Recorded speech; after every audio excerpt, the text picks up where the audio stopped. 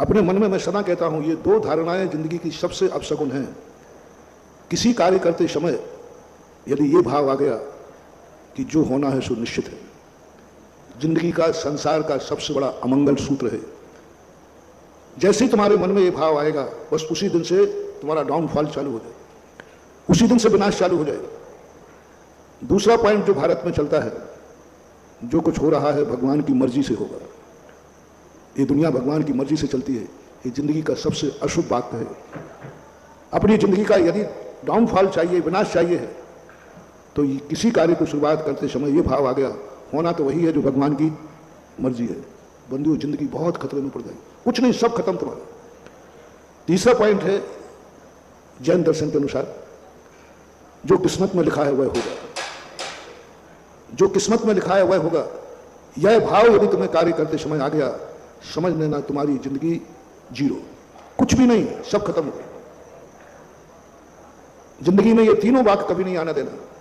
भगवान समय पर जो होना है वह होगा, भगवान की मर्जी है वह होगा, किस्मत में जो लिखा है वह होगा। ये कोई चीजें नहीं बनती।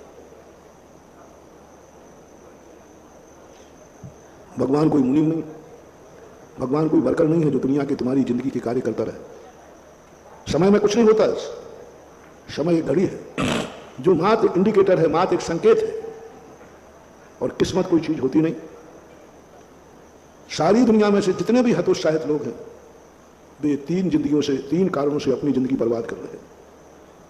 ये कभी पुरुषार्थ नहीं करेंगे। एक वर्ग था हमारे यहां जिन्होंने बड़ा स्वाध्याय करते थे, जिन्हें आप लोग कंजाइस्ट कहते हैं।